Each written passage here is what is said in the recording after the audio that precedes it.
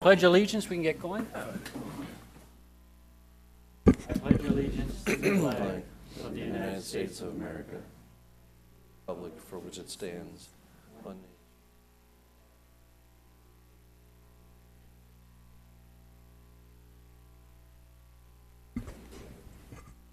nation. Okay, first thing is to approve the agenda. Does anyone have any changes, any questions or additions to the agenda? If not, I guess I'll make a motion to approve the agenda.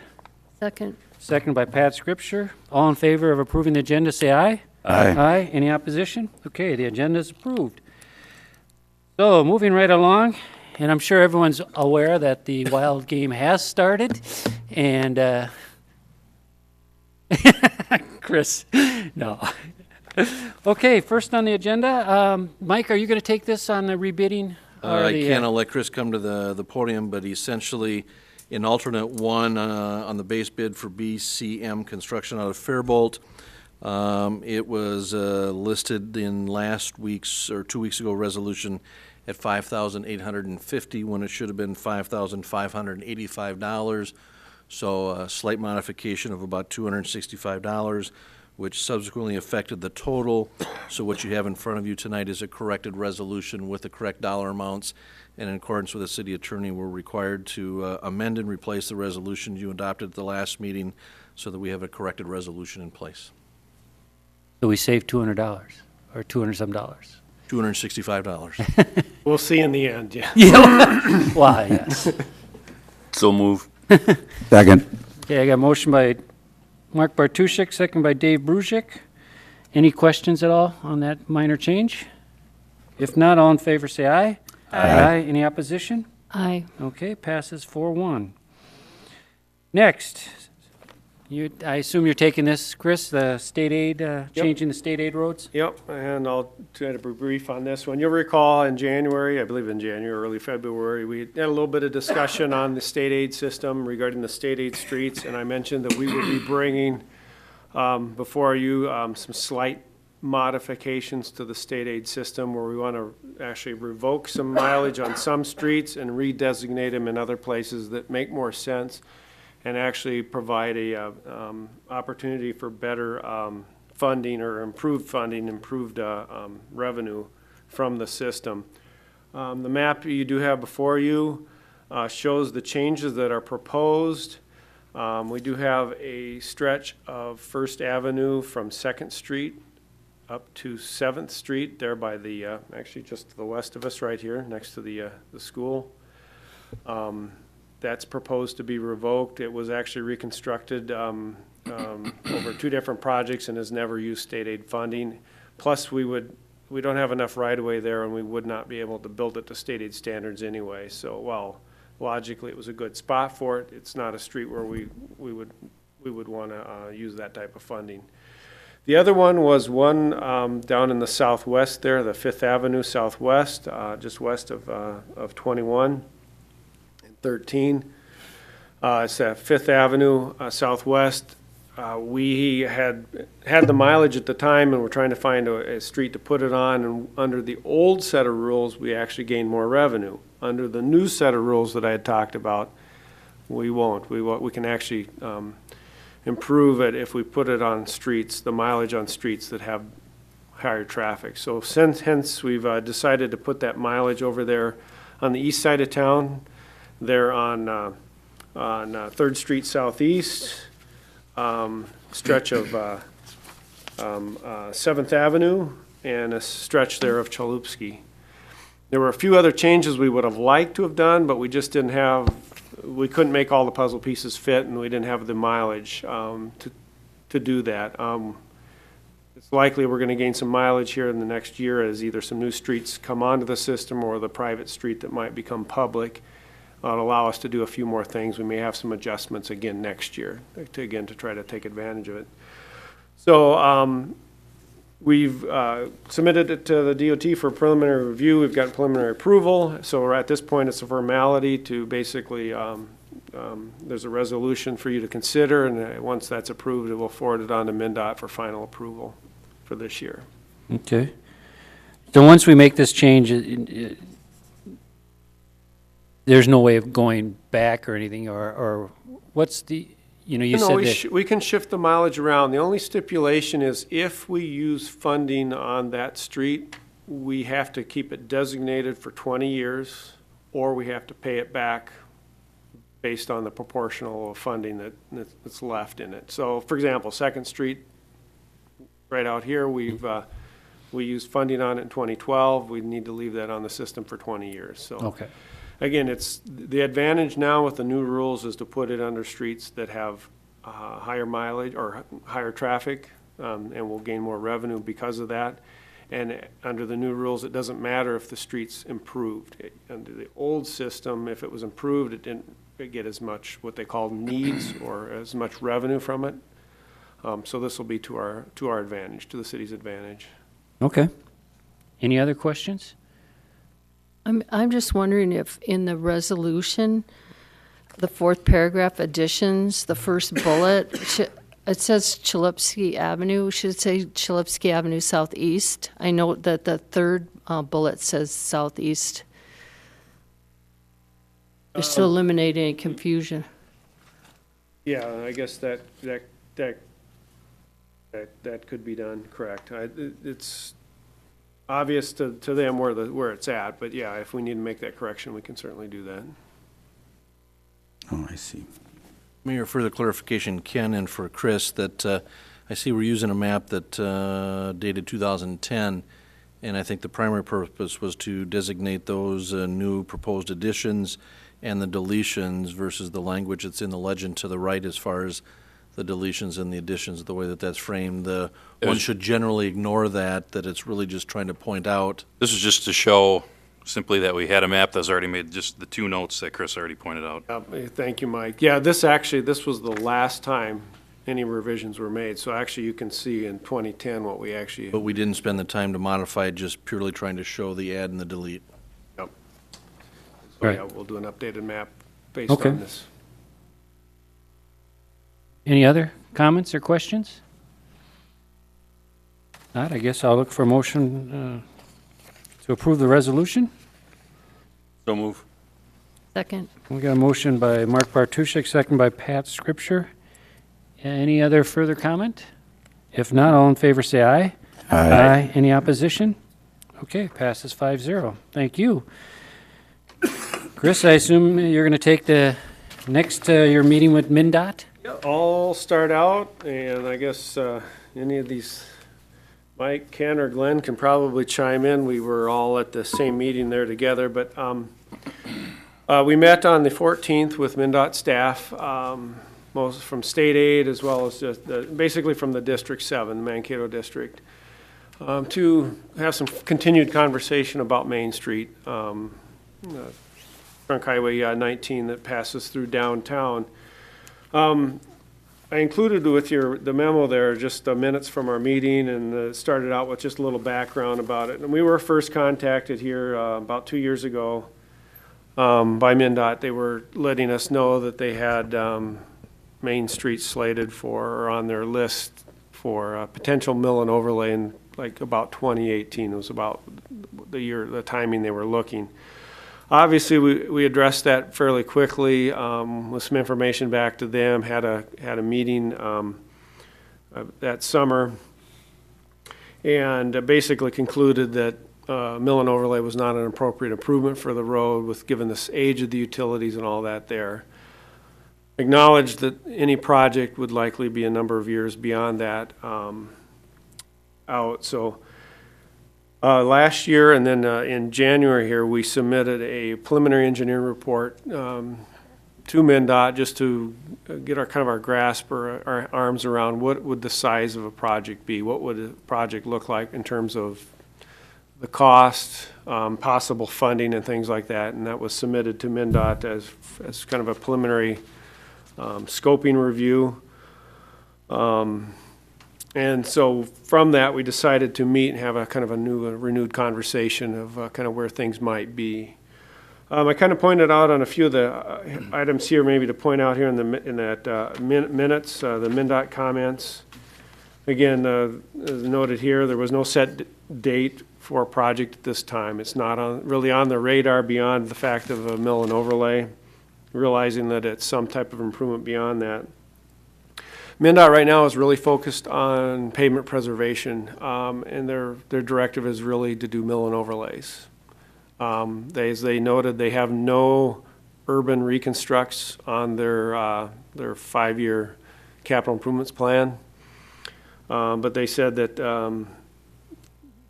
New Prague more than likely is the next on the list, so that they need to get that programmed in. One of the comments they made is that, you know, if the city does nothing, that it just kind of happens naturally, we'd be looking at a project that might be out 2026 or so before they'd have funding dedicated for this type of project. We talked about that, you know, if the city is taking some initiative here, that there's probably, you know, there's some likelihood that a project could happen in about 2020, 2021 in that neighborhood. One of the big things that really came out of the meeting, and maybe Mike can allude to this as well, but what I was really hearing is that if the city can take the lead on this project, and the city can, by being a state aid city, the city has delegated authority for doing projects, cooperative agreement projects with MnDOT. We've done a number of them already, Trunk Highway 21 and 6th. We've done the roundabout west of town, where they are really MnDOT type projects, but they are led by the city. If the city takes the lead, the city is a little bit more in control in terms of timing, and probably even in programming some of the funding and things like that.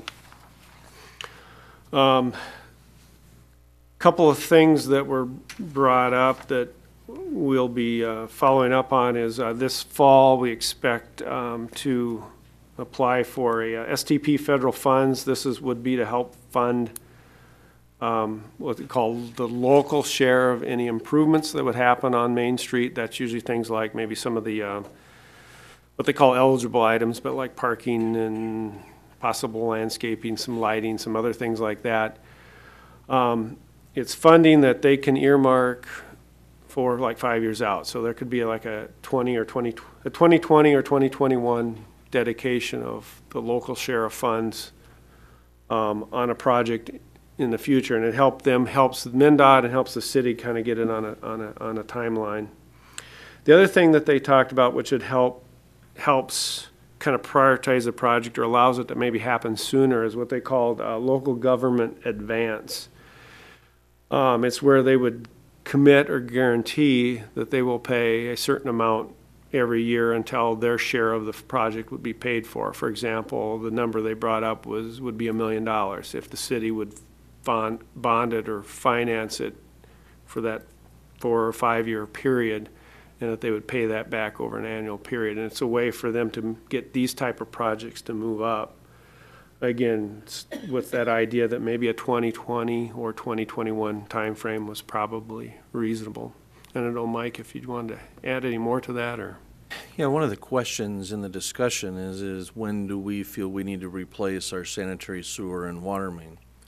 Well, it's anybody's guess. As we've shared in the past, we've done the survey of the sanitary sewer system.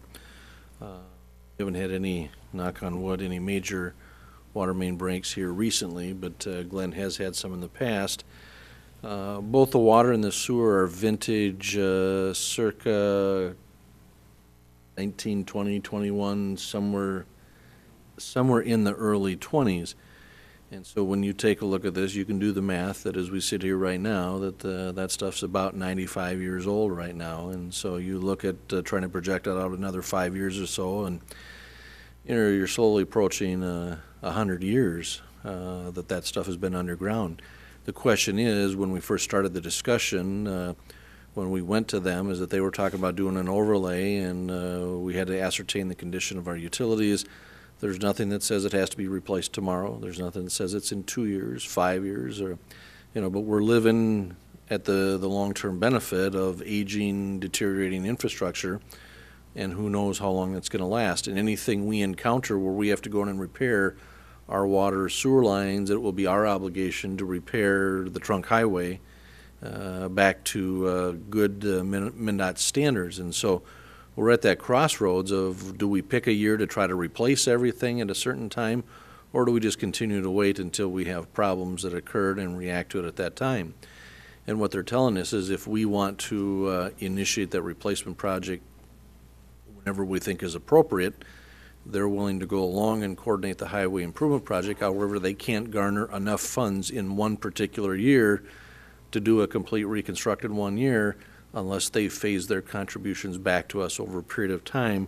Or I think Chris already mentioned that the first year down the road that they might have funds to do that is, we're talking 2026, out some 11 years from now. And so as you sit there and try to analyze that as to, well, how long can we go and wait to do those kind of things versus when should we plan to do it? Obviously, from a planning perspective, to deal with the downtown business community, the city, the state's perspective, and all of the different entities within the state MnDOT department that has to look at a project of this nature, trying to do the planning, hold public hearings, do revised planning in that process. All of that's generally going to take 3 to 4 years from start to finish to get it ready for that and then to go out to bid. So like Chris said, the MnDOT indicated is that this probably wouldn't be ready till 2020, 2021.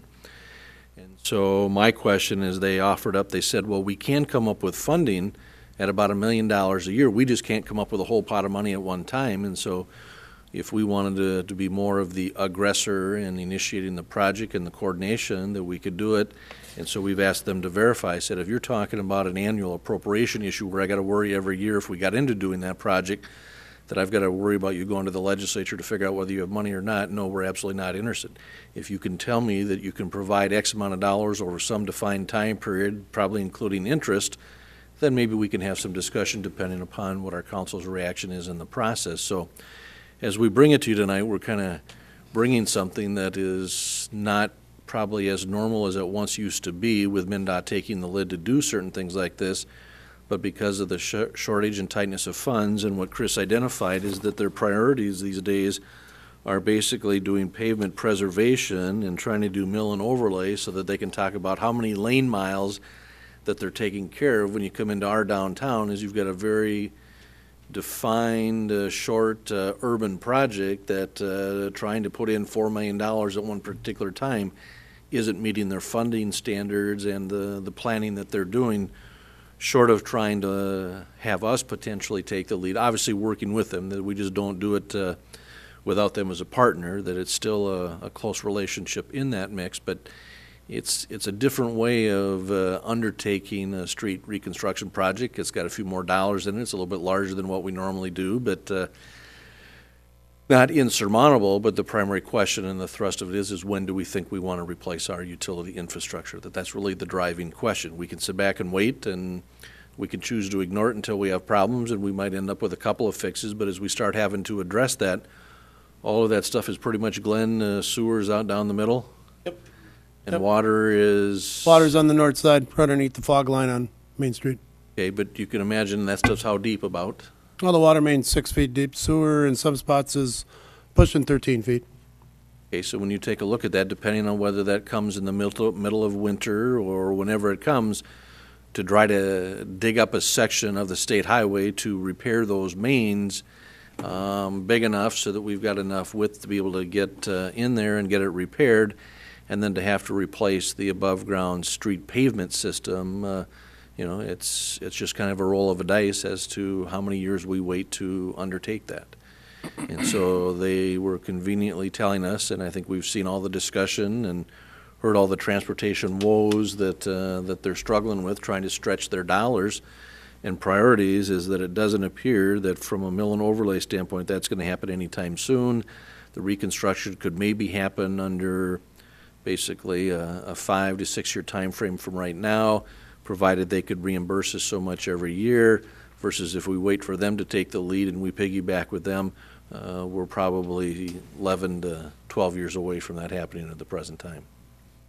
Chris, one question I had is, we apply for these STP federal funds, by in December, January? When do you find out about if you've been awarded those funds? It's pretty quick because it's decided in the district, and then it would be earmarked for like 2020, I think, is what the application period process is right now. Mm-hmm. And so, yeah, it wouldn't be, I mean, we know it would be there. It's something that they and we would be able to plan for. Okay. And again, it only covers the city share of what they call eligible improvements on the trunk highway. The county, or the DOT would have their own share, and then the city obviously would have its own cost for utilities and other things as well. Okay. Glenn, didn't we do in the late 80s or early 90s, when streetscape was done, didn't we replace a lot of those lines? No, there was some spot repairs done on mainly the storm. Storm sewer, yeah. Yep. There was some spot repairs done on the storm, kind of right downtown by Central, just a little bit west of Central, a little bit more farther west of the railroad tracks, but nothing done to sanitary. And again, some spot repairs to the water main. More the fact of the business owners and some of the property owners on the east side were told that if they had a lead line, they were told they had a lead Replace line, it. and they were given the option. Now would be a good time to replace that. And some people, some businesses and some residents did, not everybody. So that's what it was done in, I think it was 88 or 89. Okay. There was no main replacement. There was no water main replacement, nope, and no sanitary sewer replacement. And like I said, just spot repairs on the storm. Another question, I don't know if you or Chris, but it seems shortly after the streetscape was done, a lot of the concrete plates over the winter, they'll shift. And we noticed the year after all that Main Street was done, we had a lot of cracks right where the plates are. What do we do about those plates? Is it possible to, Well, once we take them up, get rid of them? Or redo it in concrete, or what? well, yeah, if the road is reconstructed, all the concrete, the old concrete road, which dates back to probably the 20s and 30s, would be gone. I don't know if they've decided whether or not this would be replaced with concrete or bituminous at this Bituminous. point, but yeah, what you're seeing there is reflective cracking, and that you're going to get that regardless if you do blacktop on top of concrete. Yeah, that's why I was hoping that if we're going to do another major redo of that street, that we do it totally. It would be totally. It would be building face to building face. Okay. But under their schedule, even looking out to that 2021, if they use the funding that they have available, all they'd be looking at would basically still be a mill and overlay. There would not be a reconstruct of that. And so when you take a look at that, what we're saying is that, well, that's a complete waste of money, because we know if we've got the utilities, it doesn't make any sense to spend that state money to do that, and then for us to turn around and have to repair it and replace it at some point. Yeah. I think one of the few other comments here, I mean, one of the biggest things is going to be that we'll call landscaping and streetscaping. Obviously, is the downtown. That's going to require a lot of planning, and regardless of who leads the project, MnDOT will they will provide the kind of the upfront planning and scoping of the project, and that's something they actually want to start on as early as this summer. Probably a meeting or workshop with the council, just to kind of get a feel for, what are your thoughts, and try to give some direction to where the scope of this project would be, and so we can start planning accordingly. In many of the MnDOT projects these days, and Ken can attest to it from the work he's been doing with the planning in his areas, that you're trying to take a look at pedestrian, biking, vehicular, all the forms of transit are now all considered in the scope of something of this magnitude. And I wanted to add, we did that pedestrian bike survey, and the results of the survey, just to give a summary of that again, number one destination for people biking and surveying, they wanted to be able to get downtown. That was number one. And then obviously park your bike somewhere, and we really don't have any bike racks. Number two was to get to Memorial Park, which is still considered in the downtown area. And then number three was the library. So all those would be affected by a project here. So how that's accommodated, I don't know, but like Chris said, that initial scoping with the MnDOT transportation planning folks that would come down and see what our local council and probably even the park board and residents input, what they would like to see there. There's not much we can do, really. We have, only so much area between buildings. Smaller sidewalks. Yeah. Then there'd be less shoveling we'd have to worry about during the winter. So there's no expectation that you have to give any final answer tonight, that we're just Right. reporting back from the meeting, but it's a different focus than what I think historically one would expect through a conversation with them to that degree. But it's something that we obviously are going to need to make some decisions in the near future, just because of the amount of lead time that's necessary as we sit here. And, not all of you nor all of us may be here in 2020 or 2021, but to go through the lead time and planning and the agency reviews and all those things and the public interaction and, the downtown landscaping and streetscaping with the local businesses and trying to figure out what you want to do there, is that it'll take all of those 5 years to get that ready for that project to occur. And then how it gets phased or how it gets constructed and all those kind of things are part of that process. So we're basically just reporting back in the conversation, and it was a slightly different conversation than even I expected when we went into it, but it's a matter of what dollars have they got to work with, and how long do we think we can sit here and wait to ultimately replace our water and sanitary sewer. Well, I don't know what the rest of the council, but I think we obviously have to keep moving forward. And if they want to start looking at it, I think we should take advantage of maybe some flexibility they're giving us this year and getting some funds that we probably wouldn't get. Well, yeah, if you take a look at the fact that we've got to have an application in December Right. that has to be submitted in January of 2016 in order to have access to some funds that we think would benefit us that wouldn't materialize or be available till 2020, you can see we don't have a real long window to sit here and decide what we want to do totally. I think we got our money's worth out of those utilities. I think we can afford to repair them. Well, and obviously something of that magnitude, we need to take that into consideration. Our current existing 12-year CIP that's going to basically run out after 10 years because we've consolidated 2 years and 2 years projects.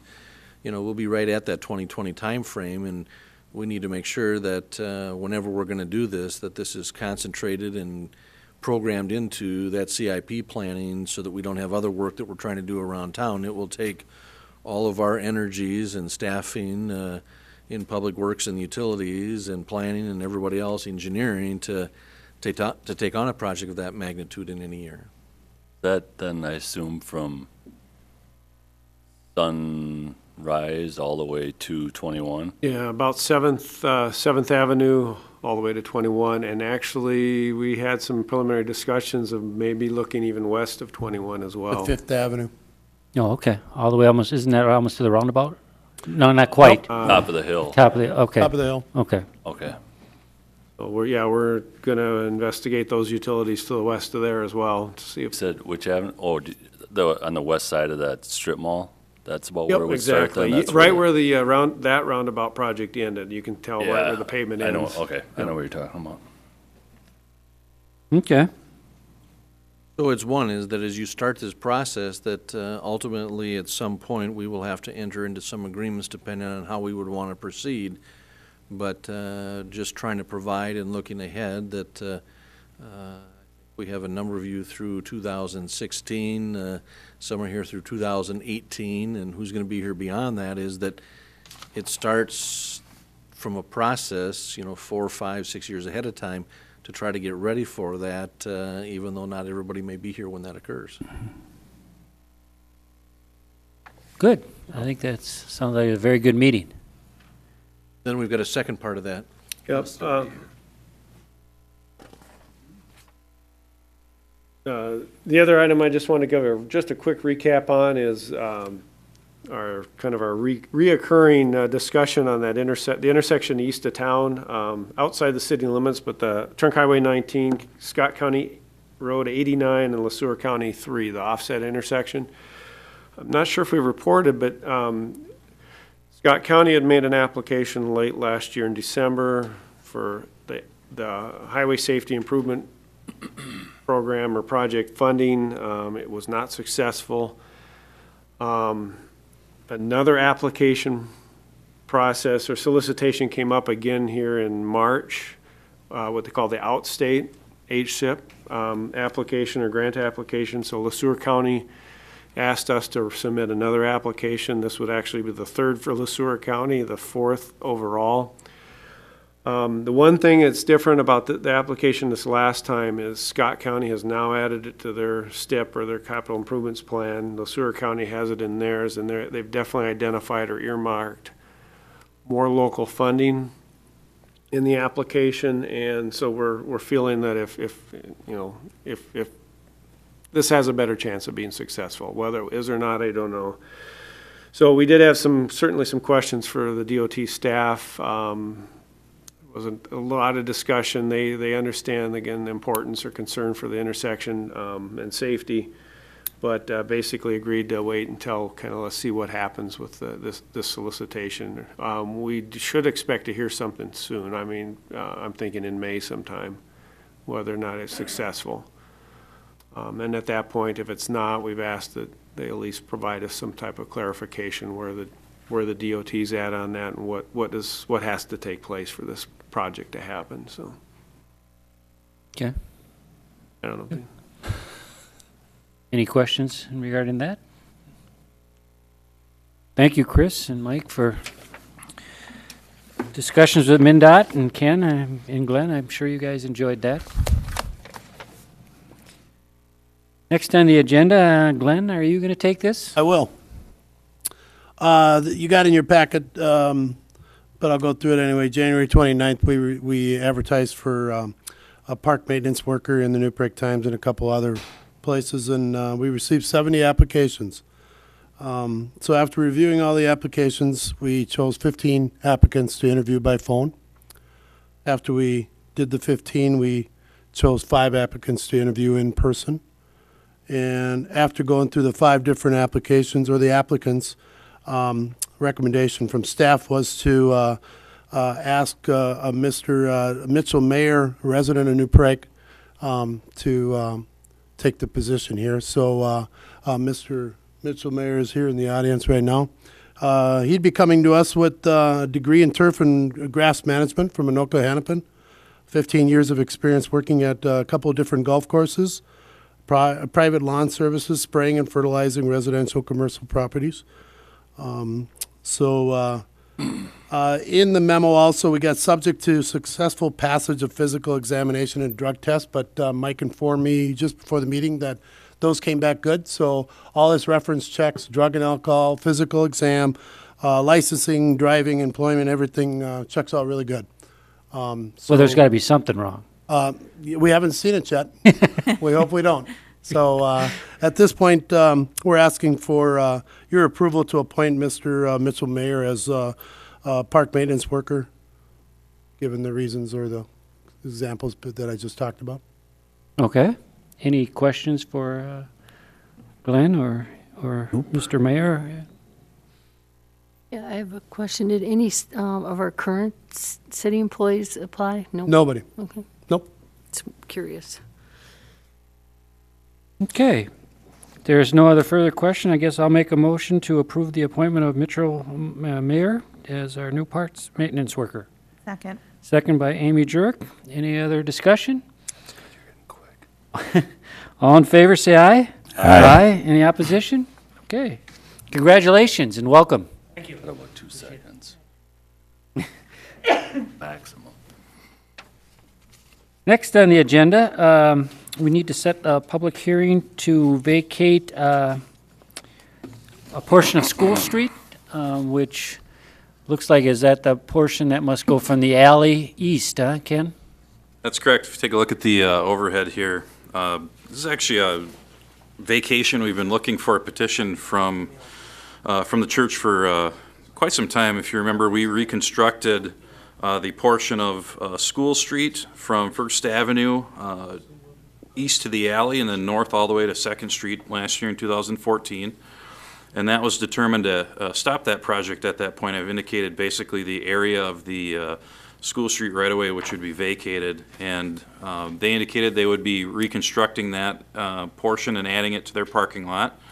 And you had seen the variance application they made for some portions of their parking lot design that needed variances back at the end of last year. So they did submit their petition for that. Currently, we did finish up, or very close to finishing up our review on their parking lot plans here. So in effect, to allow them to construct private improvements on this part of the right-of-way, we need this vacation to take place. And as I'm noting here, I'm recommending that we hold the public hearing on Monday, May 18th.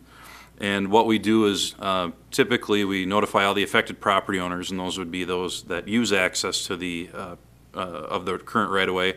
The church owns all the adjacent property, so when it's vacated, essentially it'd be split down the middle and vacated to both property owners on each side, which is the church, so they would end up with 100% ownership of that. And the utility companies are the other ones that would be notified. We've already actually taken care of our private utility concerns that we have there. They have a sanitary sewer line, I believe, is the only utility under there that will become private. They understand that. That was anticipated that way.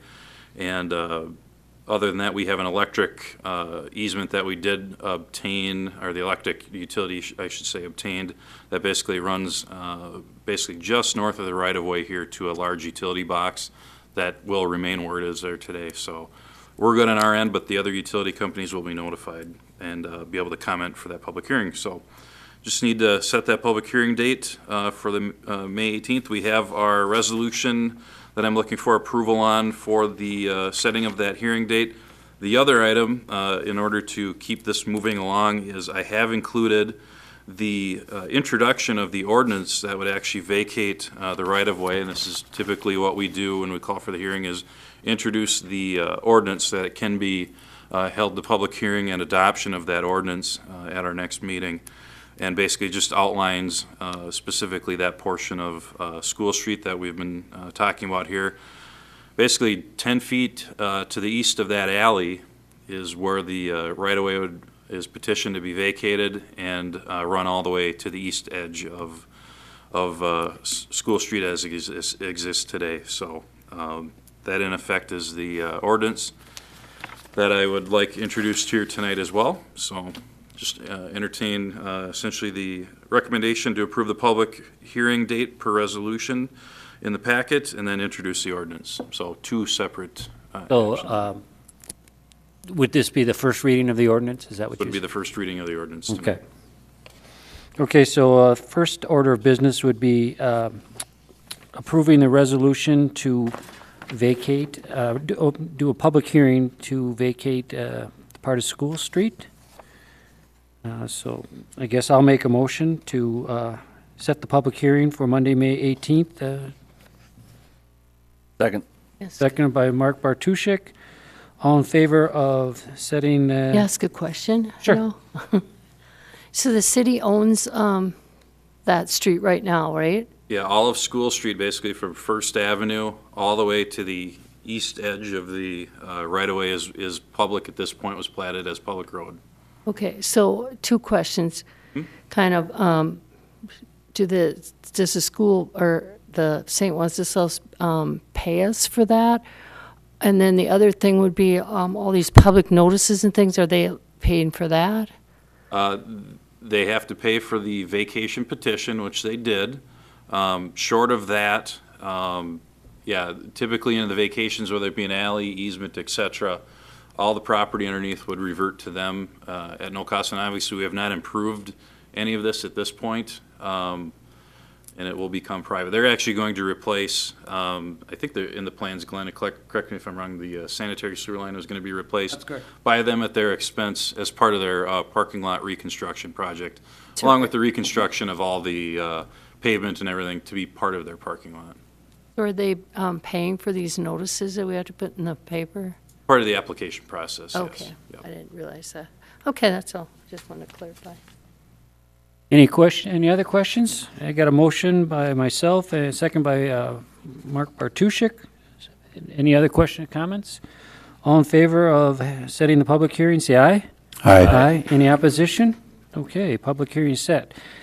Second order of business is a first reading of the ordinance vacating that piece of property, correct, Ken? That is correct. Okay. So move. Second.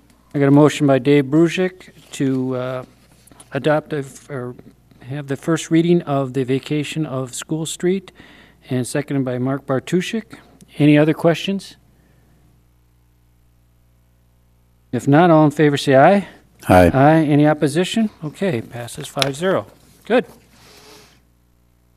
Moving right along, number 6 on the agenda, Scott County CDA grant. That Scott County must have a lot of money. Well, we're going to take advantage of the solicitation that they put out once again for funds made available by the Scott County CDA. This time for, again, continuation of moving our future industrial park land towards developed and marketable lots at this point. As the council is aware, the property was purchased for the future industrial park last week on the 14th. And in order to move that effort forward, the EDA actually looked at this item prior to the closing to apply for further funding that will help move this project towards completion. And on April 8th, they recommended this application be made, but we actually need council resolution to support their recommendation here tonight, which is why we have a resolution in front of you. But the projects that we're looking at completing and getting partial funding on would be completing preliminary engineering, which is a $14,000 project, completing the final plat for $4,800, geotechnical report for $4,500, wetland mitigation services, and this is basically helping us. We have a small area of wetland we actually need to mitigate on site. This is helping having an engineer with SEH help us with the paperwork for that effort. Preliminary infrastructure design, this is essentially Chris going through determining roads and utilities and everything needed to service not only this property but future extensions to the property to the north. And one other big part of this is a deed shovel-ready certification application, and all these items will prepare us for sale of the property just north of 6th Street, north of the existing industrial park. So of the nearly $60,000 of these projects that have been identified, with the grant money, if it is funded, the EDA would provide the match, and they would only be required to match just over $20,000 of nearly $60,000 in work. So definitely worth it to make the application to move these items forward. And we should hear very shortly after submitting the resolution to them if we are successful in obtaining further funds. So recommend approval of the attached resolution. It's a great thing. This would actually be the last year you can get 2 years in a row of funding through this program, is a new rule they set, and we've obviously had a number of years in a row here, or not in a row, but we've had a few years in a row here of funding. So we will not be able to apply for the next round in 2016, but this will essentially let us finish up the project if we are successful with the funding. So looking forward to hopefully having us awarded. Mike, were these cost in the closing cost of the thing? So obviously, Projections for the development of the Yeah, property, okay. yes. So, but we didn't factor in funding for any of these. right. So this will be a benefit to us. Mm-hmm. They met on Friday, made decisions, letters I think were being drafted today. We hope to maybe hear tomorrow. Okay. And they told us to make sure we got our resolution adopted. Any So questions? we should pass it. I would strongly encourage you to. So move. Do you have any questions? No, I don't. Okay, I got a motion by Mark Bartuszczyk, Second. second by Amy Jurek. If there's no other comments or questions, all in favor say aye. Aye. Any opposition? Okay, there. Now you guys can take it, breathe deep, breathe. For the funding applications, as you can see, Ken's assembled all of them on our behalf, and We've gotten $43,000 so far, and this one is hopeful at 39, so we've teased him that he's been batting the triple so far, that hopefully with this last one, he hits a grand slam and we're done. So, done well with him. Yeah, good job, Ken. Ken. Appreciate it. Thank Next, are you taking this one, Mike? No, Ken. Oh, Ken? You're in the hot Sure. seat today. I am. I'm going to sit here for another one after this, too. So we have a release of deferred assessment certificate for a property on Central Avenue South that was subject to two prior capital improvement programs back in the mid-2000s. This one's a little unusual. Normally we'd put these under consent agenda, but this one in particular, if you remember, we made a number of documents. We've talked about this before. We have our, there's a copy of this, the City Administrator Certificate to Deferred Assessment.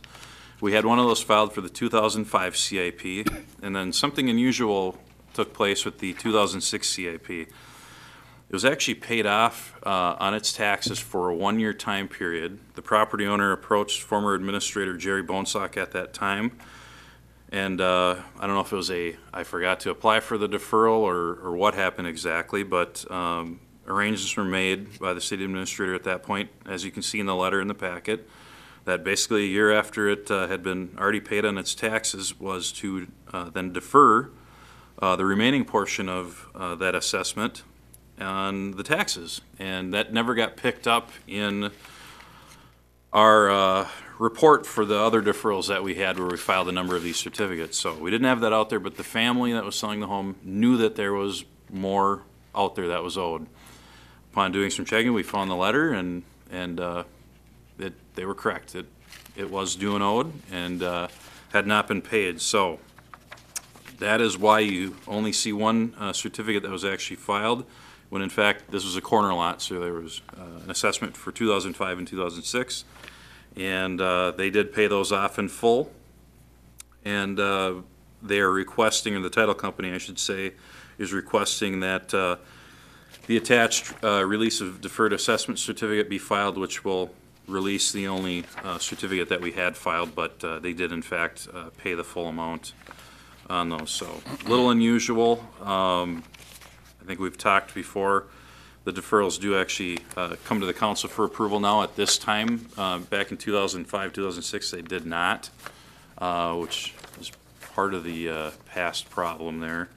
However, this has been paid in full, so I just wanted to reiterate that even though it had not made it onto our deferral list, it had been found and we got paid. Okay, any questions? Did we collect interest too? This one we did not collect interest. As you noted on the deferral certificate, it did note that, and we've talked about this before, special assessment and interest were deferred per the terms of that original resolution noted in that certificate. So, no, they paid immediately when it was subject to being payable, so there was no time period where interest would have accrued. So, how these old ones were written, I should say. Obviously, that is different today. Ken, or Mike, whoever, do you believe we found all the old ones, that there's no other ones out there that have no record of? I have found about 3 more that I'm going to create a certificate for that hopefully will then end all of, from what we think we have on all of the past assessments. So we've taken care of everything that we can find, and what we found is exactly what occurred in this one, is that assessments were deferred in the sense that there was a letter sent, but there was no deferral certificate created and filed against, or as a lien kind of against the property. So what we're in the process of doing now is creating probably 3 more certificates that we'll file that will hopefully help us collect those as well. The other difficult part, LeSueur County, when we certify assessments, normally you would certify even ones that were deferred, and they would put it on their rolls. LeSueur County does not include deferred assessments on their roll. They completely ignore it, and that has further complicated things on the LeSueur County side. Scott County will keep it on there. They'll put a code on there, 99 for deferred. You're probably familiar with that, Amy. But Le Sueur County does not do that, and that also makes it very difficult to, when we did not have these filed certificates, to know that they were out there. Nobody would know, title companies didn't know, and if we didn't have it on our records, in this case, I don't know if former administrator did not notify our accounting department that it was in fact deferred, then it didn't show up. Because it had been active for that one-year time period, and then the county took it off the active list, and then it just went into limbo. So that was kind of the disconnect there, unfortunately. Is there anything we can do to ask Le Sueur County to please change that? We do plan to meet with them to talk about that issue, yes. Going down for a visit. So are you manually entering those then? You'll have note of those in the future on that roll? Okay. Yeah, Patty didn't even have this on her deferred list at all. Because like I said, it was active, and then it, the letter from the administrator went to them, and then they took it off, and we would have seen it otherwise, and it didn't happen that way. Okay. Any other questions? If not, I guess I look for a motion to release the deferred assessment. So move. Second. Motion by Dave Brusick, second by Pat Scripture. Any other comments? Mayor, just a clarification, when we talk about that, and I think for the viewing audience, is that we're not releasing the deferred assessment, that we're releasing the Payment. the certificate that we filed against the property. We're releasing that in fact was paid, and we're releasing that certificate. Okay. Is that okay with your motion? No, you don't have to add that. I was just doing that as a Oh. clarification. Dave? Yeah. Yeah, okay. Okay. So we got a motion and a second. All in favor, say aye. Aye. Aye. Any opposition? Okay, good. And it's you again, huh, Ken? Yep, still here. Just Well, he gets the big bucks, right, Glenn? That's exactly right, yeah. information for you tonight. As I noted a couple agenda items ago, the city council is obviously aware that the closing of the industrial park property, the 23.52 acres you see in the overhead here, did occur. So the city is a proud owner of that future industrial park property. Immediately upon the closing, I contacted Deanne, who's here with Helena Township, actually, to indicate our desire to move forward with a joint resolution to annex the property. And I did get that out to them on Friday, a draft of that joint resolution. We're scheduled to go on to their meeting on May 7th and talk about the resolution, and then depending on that outcome, we'd bring that back to you for final action before anything would be filed with the state. So that's kind of our time frame. We just wanted to let you know that we're working towards that end at this point. And once we get through this process with the township and obviously with the council on the joint resolution, we can get that filed, and it takes about 30 days with the state to send that in for filing, and then to get them to approve that resolution where it is formally brought into the city limits. So hopefully we have that done by the end of June, and we'll probably be starting the plating process prior to that or concurrent with that, depending on how the timing works out. So when I keep this moving forward, generally fairly quickly, and obviously pending the grant money, whether we are receiving that or not as well, will help determine the timing of this. But just wanted to give you a general heads up for these first couple items as we move forward here. So. Okay, any questions? Okay, well, thank you.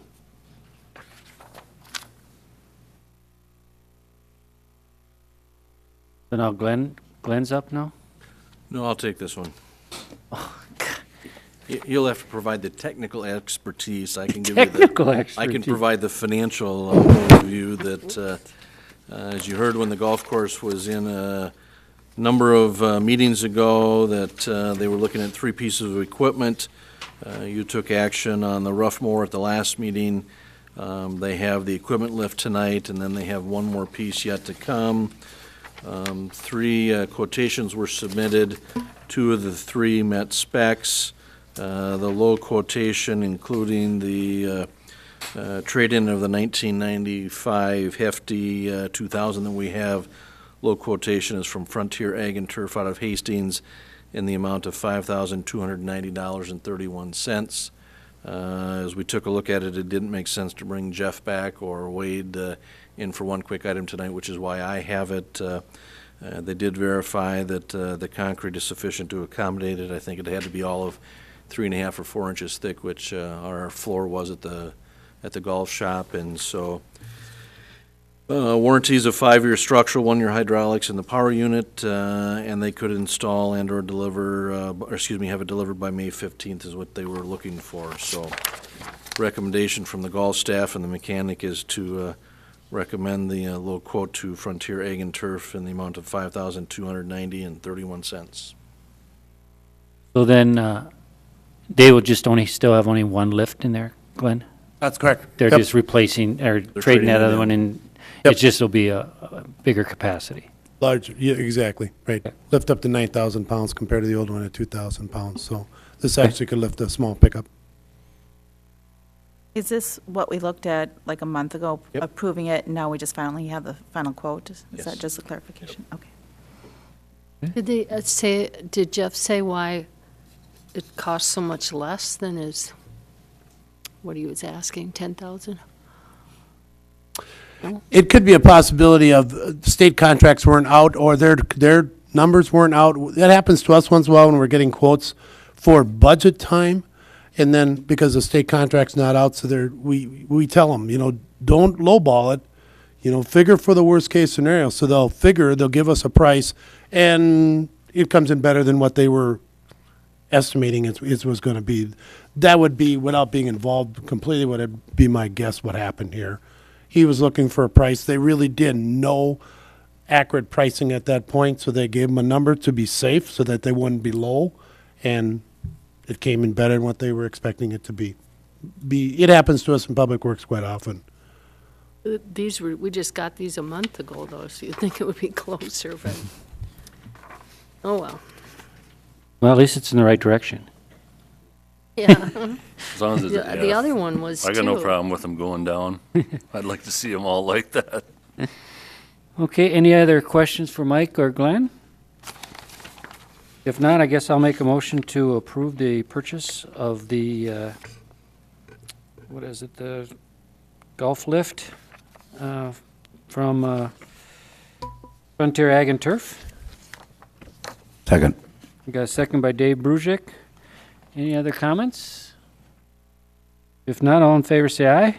Aye. Aye. Any opposition? Okay. So we're going to let Glenn take the next one, since Jim isn't here? Yeah, can you help Jim out? Boy. You got to do something for him. I know. I'm feeling Time bad here. here. I'm feeling bad.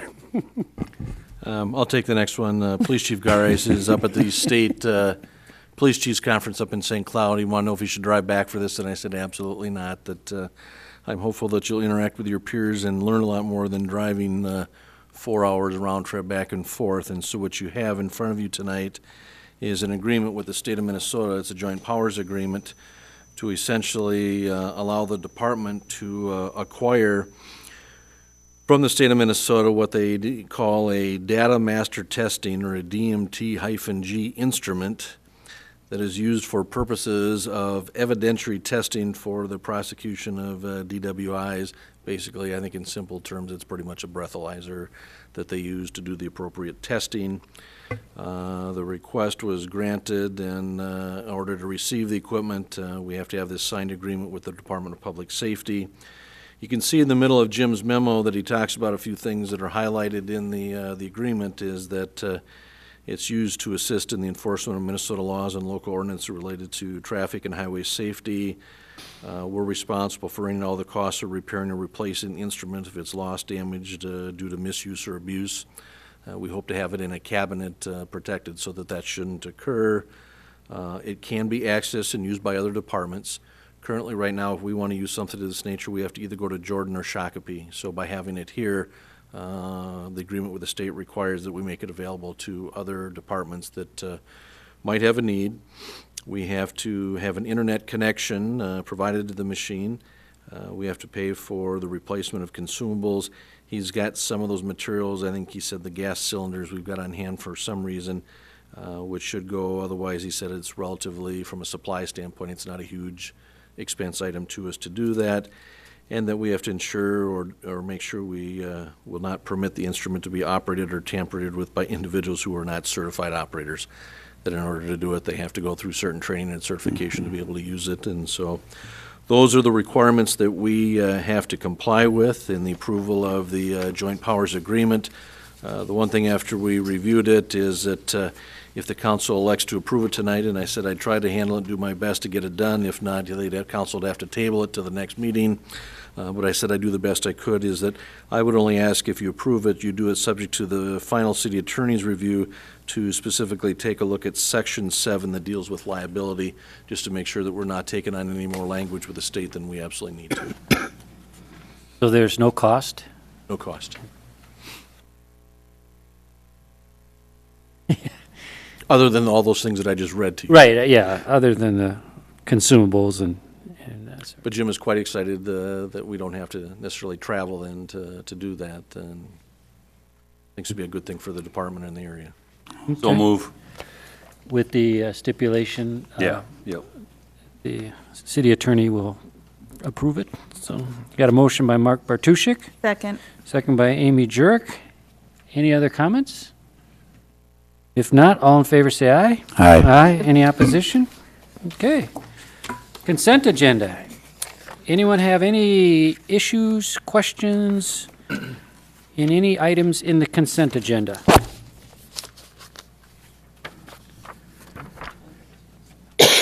Glenn, you got any? I know. You got nothing? I got nothing. Okay.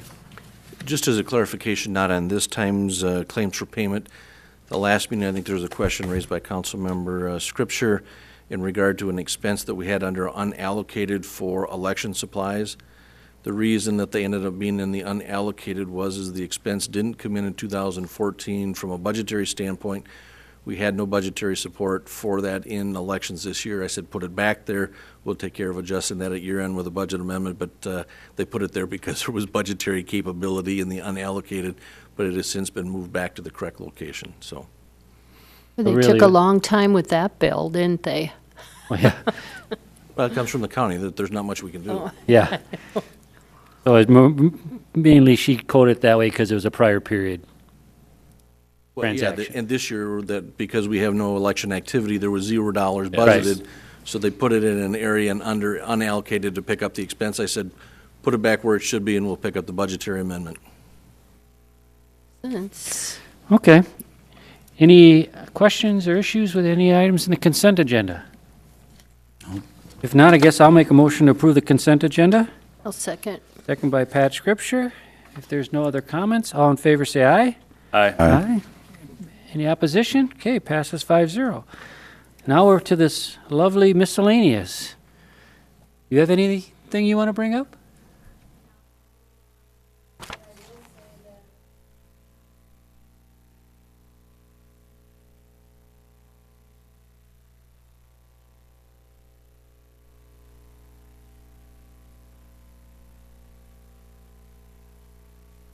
Okay. Thank you. Well, good, thank you. Thank Well, you. we know Ken does a great job for us, so we're really indebted to him, so, thank you. Glenn, now do you have anything? Just an update on the baseball field. We got another meeting this Wednesday night. Things are going along pretty well. The school district's been very cooperative along with the baseball groups.